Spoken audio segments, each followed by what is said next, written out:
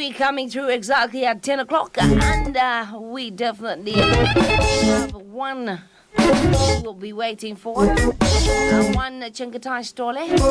He's going to be our guest of the week on Sungur and Ice tonight.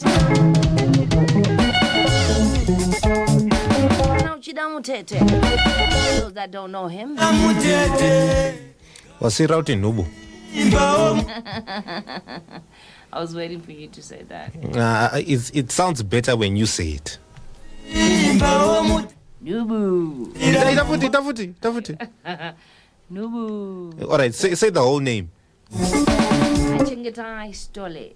Nubu. Ah. Ladies and gentlemen,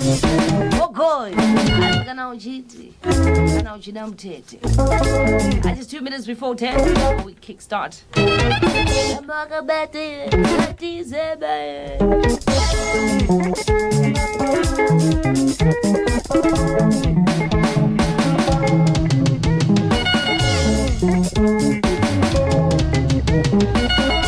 Ushida mutete garawapimba o mutete kuitira mangwana. Ushida mutete garawapimba o mutete kuitira mangwana.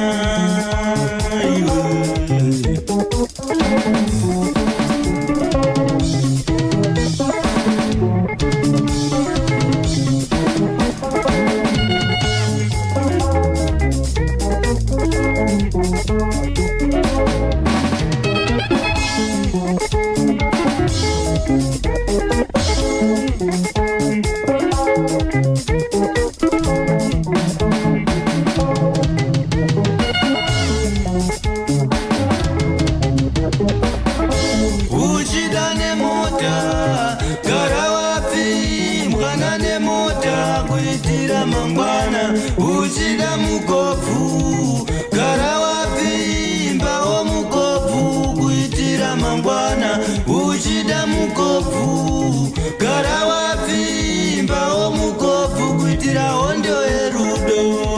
Vazhinji vedu vakaperera murudo. Vazhinji vedu vakaparadzwa nerudo. Vazhinji vedu vakafira murudo. Maiwe ndodemba ini. Maiwe ndodemba ini.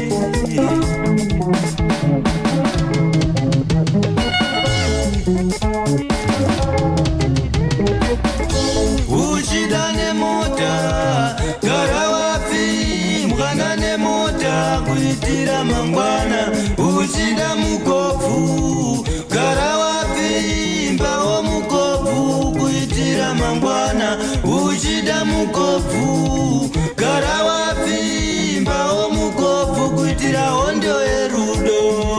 Vazhinji vedu vakaperera murudo. Vazhinji vedu vakaparadzwa nerudo. Vazhinji vedu vakafira murudo. Maiwe ndodemba ini. Maiwe ndodemba ini.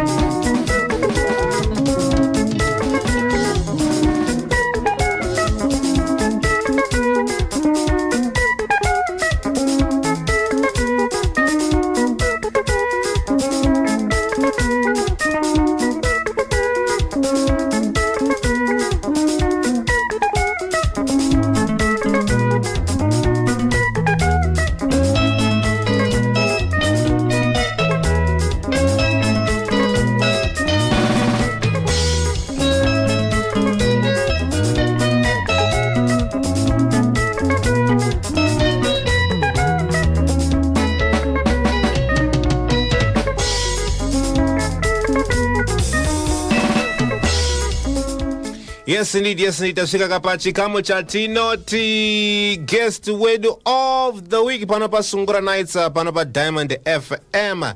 And of course my name is DJ Critic Igwe, the God, the one and only vanede within level kana kuti level nendevo, always on the decks but andisindega.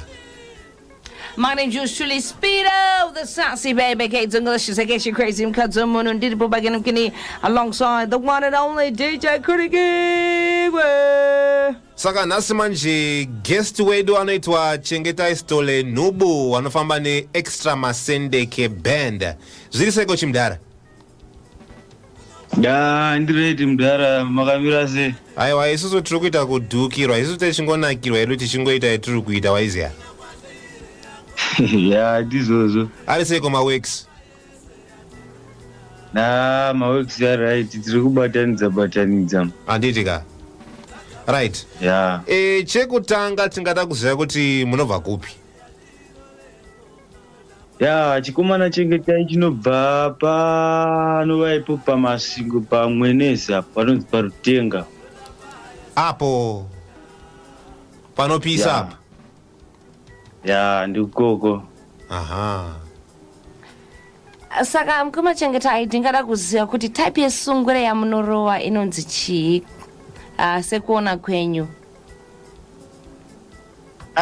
Type yesungura indorowa iyi inongova sungura like sungura inoridzwa nevamwe yaiya ndo sungura yatinongofamba nayo tichiridza iyi. Nekuti sungura ine matype ka kune type dzekwana dembo dziya inenge ichinzi nevakawanda traditional sungura, kozoito dzekwana zhakata dziya inonzi zora, kozoito dendera ikwana chimbetu. Alright. Ndopanzwisisa but nine sungura ndorova ndiye bwana dembo yeye ndo sungura yatiri kufamba nayo. Ndo traditional. Ya, ndiyo. Alright. So kuona kwenyu sekupindira kwamaita ishuwa here kuti sungura ndiye vanhu vakuru chete, haisi vanhu vechidiki, haitambiriki kune vechidiki. Ichokwadi here ichi kuona kwenyu? Aiwa, sungura toona sungura ichingova yevanhu vese, vechidiki vechikuru tongoona zvakangofanana. Tisingazivi havo kuti vatambiri vanozoitambirawo sei vamwe, but for side rangu inini ndakataira ndinoona sungura iri yemunhu wese. Mukuru nemudiki hapana chakashoreka. Mungadawo kutiudzawo nhoroondo yenyu yekutanga kuimba kwenyu? Ya, nhoroondo yangu yekutanga kuimba yakamira yakadai so. Inini ndiri munhu akaberekwa ndofunga ndichingova nechipo like because kubva ndiri mudiki ndaingofarira zvemusic. Ndiri mudiki kuda ndaiva nekuzvi 8 years ukoko ndakambobva ndamboveza rimwe gitari rangu.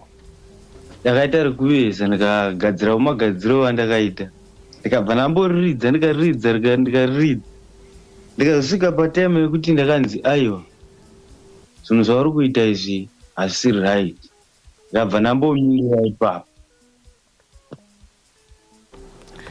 Alright. Saka tingati mane maalbum angani? Maalbum ndiro riri kutanga album reri, ndine 1 album. Oh, mune 1 album? Yeah. Okay. Single 1. Alright. Saka mimi makanyanya kufarireko pasungura zvokuti makasiya mimwe misambo na GT, contemporary, traditional music kana even danzo. Chii chamakanyanya kuda pasungura papa? Sungura ngori musambo wandakafarira sezvo ndotaura kuti kubva ndichiri mudiki handiti. Inini ndiri munhu akangofarira sungura kubva ndiri mudiki because sungura ndakatokura ndichitamba vana Alec Macheso, vana Dembo, vana saka ndikangobva ndangofarira sungura, kunyanya sungura yeKiyama Boys yayi nemusic yaDembo. yaiva miziki yandaifarira zvakanyanyisa, saka ndakatongobva nangozoona zviri zvinhu zvakareruka saidhi rangu kuti regai ndifambe nemusambo wesungura. Hana hangu kuda kufarira zimudhanzo kana imwe miziki. Okay, so mungatiudzawo nezvealbum nyowani racho irorero ramakaita ramakabva kubura iro utanzi aive madziva kare, maiti kudiwa apo? Pakuti aive madziva kare apo ndaizama kungotaura kuti aiwa, panguva yakare zvanga zviri zvinhu zvanga zvikaoma, but now zvinenge zvavati rerukewo.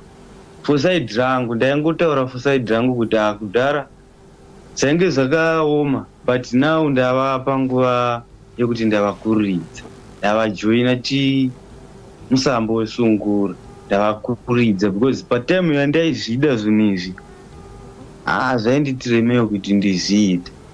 Saka ndakangozoti album rangu regai ningoriti aiva madziva kare, but now ava mazambo. Ndo mamiro azvakaita.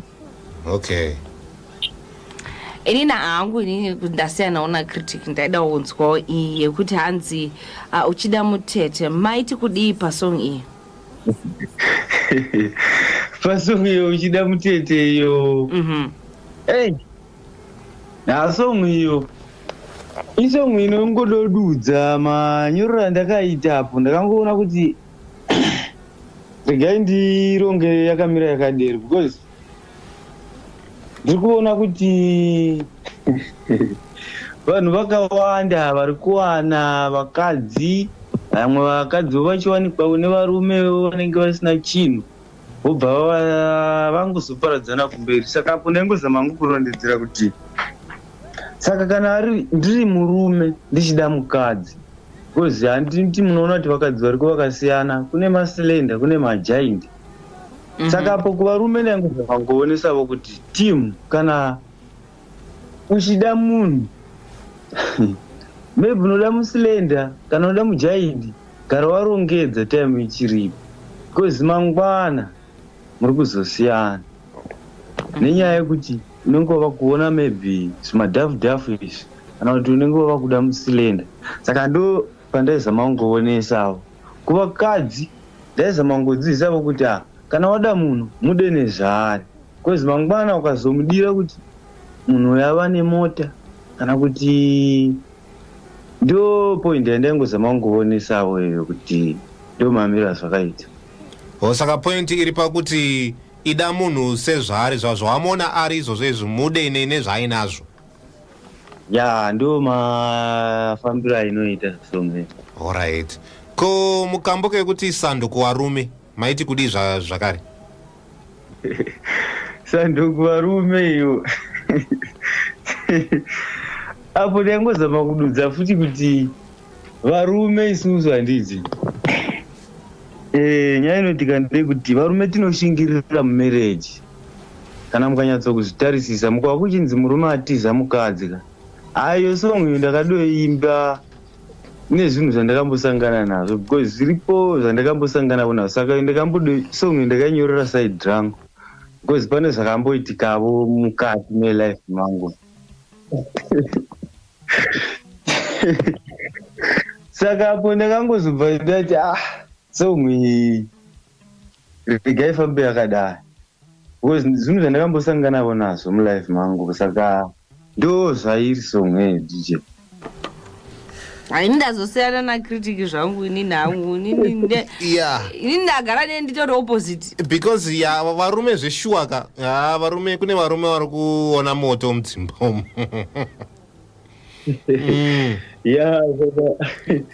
Ndo marongero atakazviita. pane song yekuti mazvake ndo dzangu ndoyadzadzisa kuti yes waufa muriti sando kuvarume, but mazvake wabva ngekupi? mazvake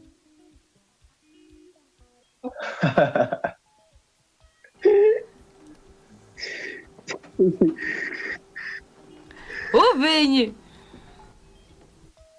madi Tipe tinzwe zvekuti maiti kudii pa song yo message yacho ndeye kuti kudii. mazake ya mazake futi inofamba song DJ mazake yo song ndezama kurondedzera kuti angova futi mazake kuna baba namai hapasisina achaudza umwe akateerera mai vava kuzviti ndine ndebvu baba ndine ndebvu like mbudzi muchirugu handiti tinoti muchirugu kwedu mudanga rembudzi muyamwe mukapinda mudanga rembudzi munoona mbudzi nhukadzi ine ndebvu mbudzi futi nhurume ine ndebvu saka mai havachateereri baba munhu vava kungoita zvavanoda angova mazake munhu maiona uchine nharo here kuti kune imwe yauda kubvunzera ndinenge because ndatoziva kuti masongs ese because ndikuona tsanangudzo yavo ka iri kunyanyonangana nepanzvimbo 1 like but ameno pasong iyi manje yekuti ndiri murenje kuti maiti kudii zvakare song iyo ndiri murenje iyo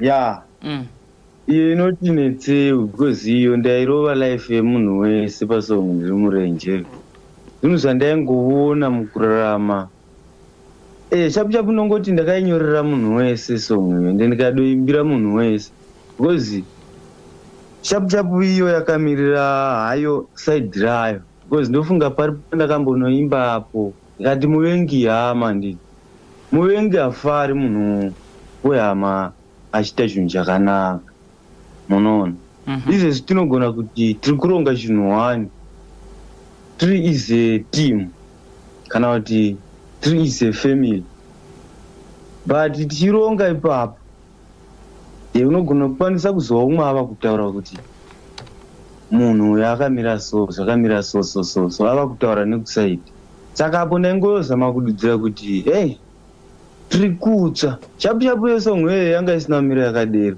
ndakatongozoitsangurira nepandakazoitsangurira napo pasiti yaiva nemamwe maimbigwa asiri iwawo asi kuti ndo zvainoreva song kuti ndiri murenje ndiri panguva yekushingirira but ndiri kutsva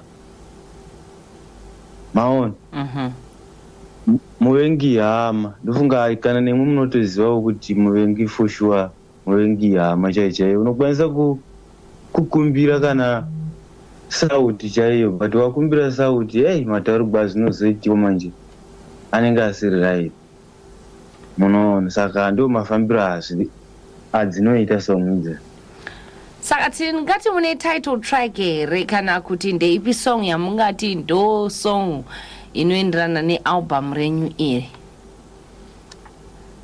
song yangu inini ndiyoyo ndofunga iyoyo yamapedzisira kubvunza yeyo ndiyo song yekuti kana chero neni ndikairidza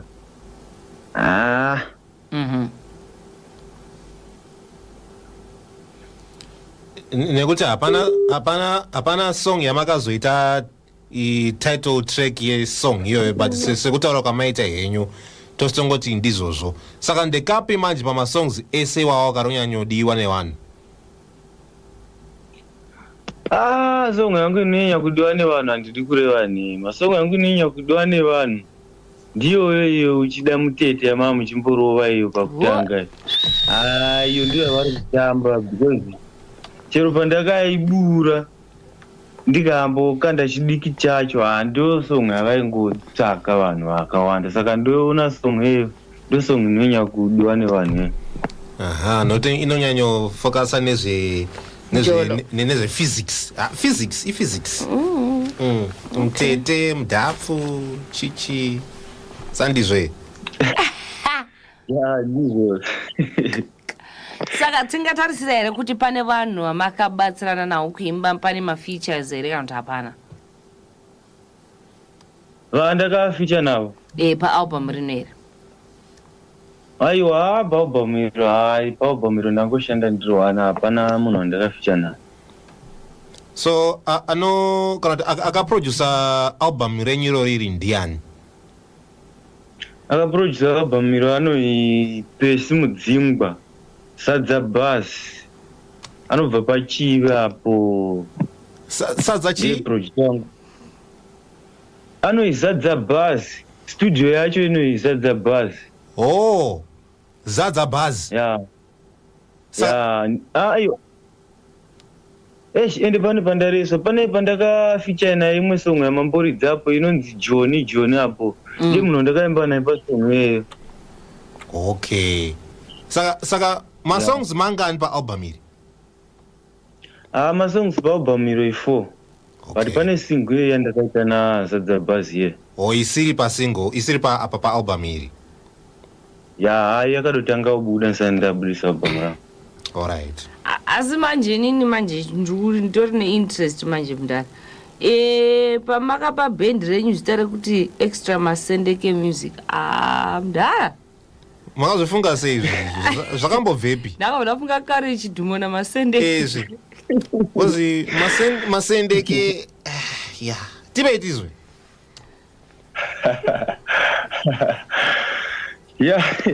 Chidhumo namasendeke avo ringori zita futi randakafarira nezva kana zvavaita vana masendeke handi munozati vana masendeke dzaiva mbavha chichiiwe vachiita zvavaita saka bendi rangu iri ndakangobva nangoti aiwa bendi iri nairo ritori bhinya atori mabhinyi saka ndo matumidziro andakangoita zita rebendi mabhinya pakuridza even waya dzacho mudhara chinongodziwa kuti waya dzacho idzo dzakamira sei because mutofanira kutoti munyatsospecify kuti mabhinya pakuridza ndizvozvo. Saka mamembers ebhendi mangani? Mamembers ebendi now i5 tingori 5 mane band vanoridza magitare taurai zvenyu ndokona kuzo vanhu vanoridza magitare ndo varipo neni muimbi wacho but manje ndinobatsirana nazadza bhazi uyo wandaitaura because ndiye anondirovera base uyangu pamusic yangu papa zadza bhazi producer ndiye anoridza best guitar. Saka mumanzi enyu tingati munonyanya kuimba nezve because taunoti munenge mune kamusanganiswa mbijana. Ini manzi yangu kuimba ndinosanganisa ini hapana pondoti ndofamba one side ndinongodoimba zvinhu zvekuti zvinge zvauya patime iyeyo ndo zvinhu zvondodofocusa nazvo izvo handiimbi kuti ndoimba one side kuti ndoimba side rekumadzimai ndoinda kana kunhamo kumbonodemba kuti ai ndinoimba zvinhu zvese because music yangu inini maitiro andinoita ndiri munhu anonyorawo music mamwe manyorero handizi kuti ndo manyorero anoita vamwe music here because inini music handinyori. Ndinoridza song yamachesa ndodoita song yangu pasong yamachesa ipapo saka zvinge zvangouya ipapo ndozvondofamba nazvo. nekuti nini kanyanyondi pakunakidza kandanakidzwa neikoko nekekutanzi mutete mukobvu wati but kanyatsondibata ndekekuti sando kuvarume nekuti malevels sando kuvarume.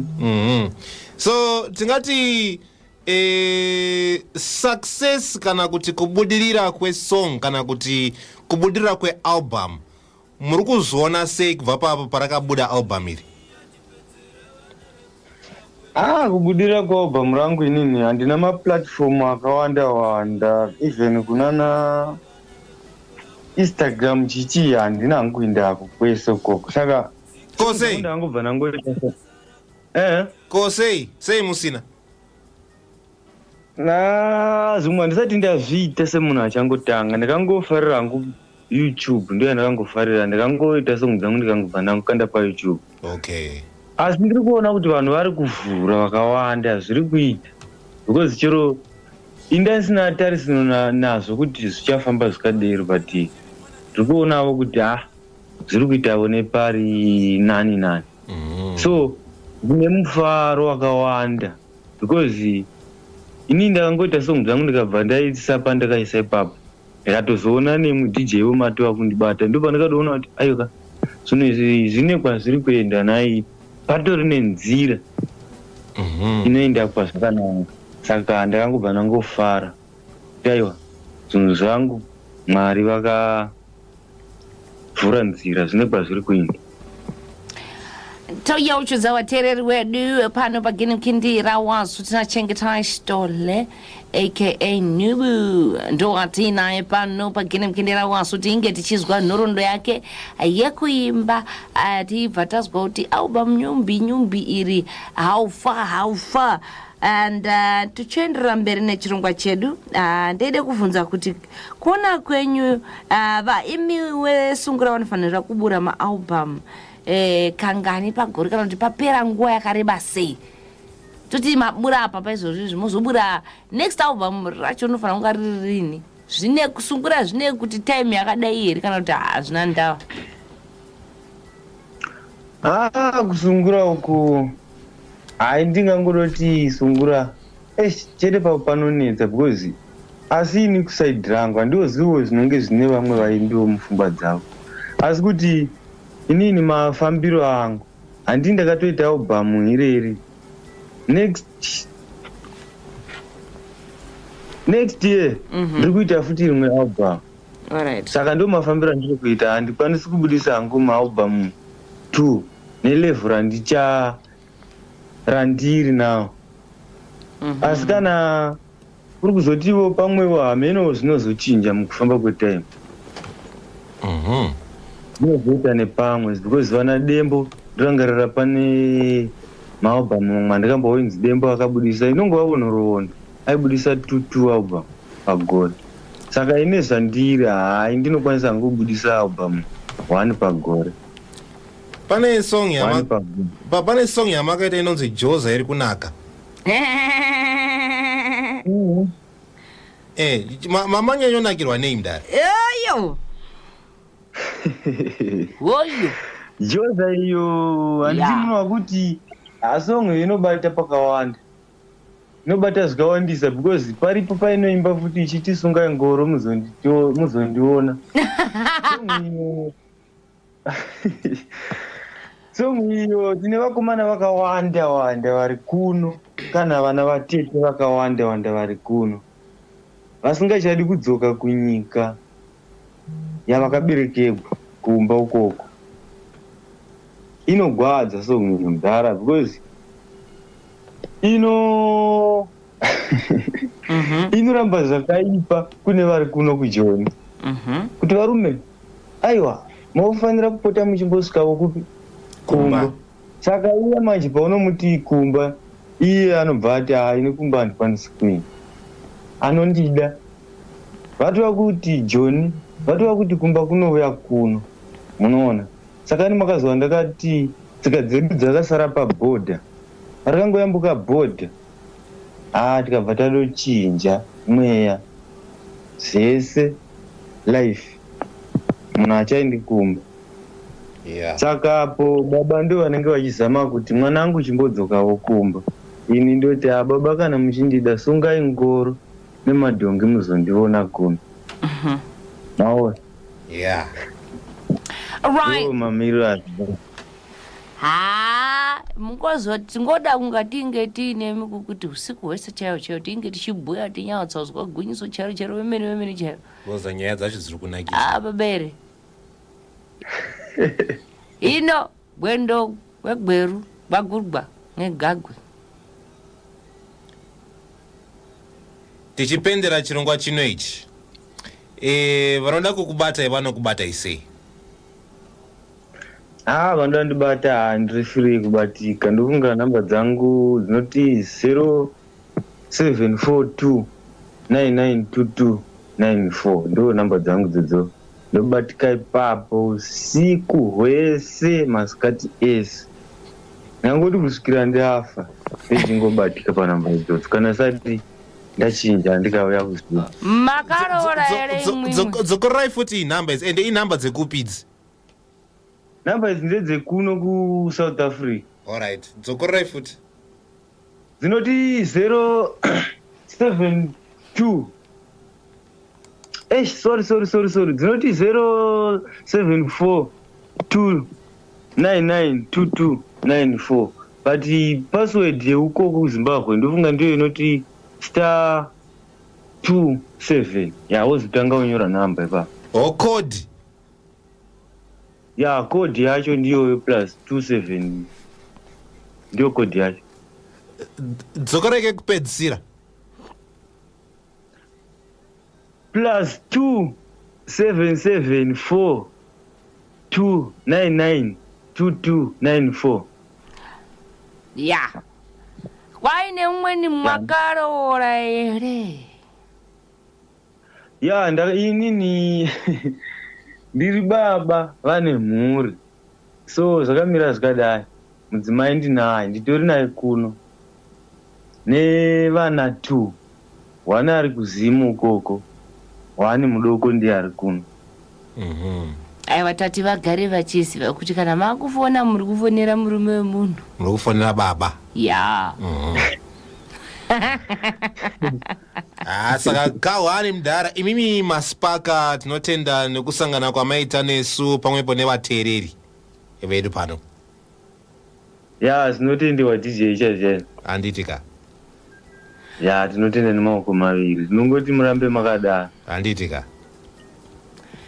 Ndizvo zvichaizvo. Tichapenera chirongwa chedu neJoza iri kunaka. Chimborova iJoza watete. Mwene usiku wakanaka hanzvadzi. Tinotenda. All right. So, ladies and gentlemen, Chengetai Stole, aka Nubu, zikazi Joza iri kunaka baba. Vari Johnny, idi yakabhuiwa here.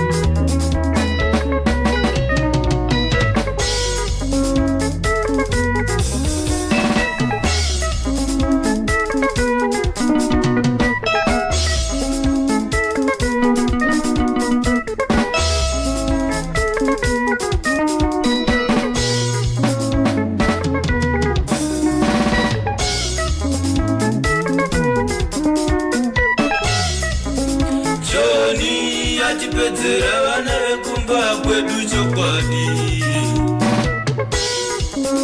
Joni yatipedzera vana vekumba kwedu chokwadi. Tsika dzedu dzakasara kubhodha ndazviona. Tsika dzedu dzakasara kubhodha ndazviona.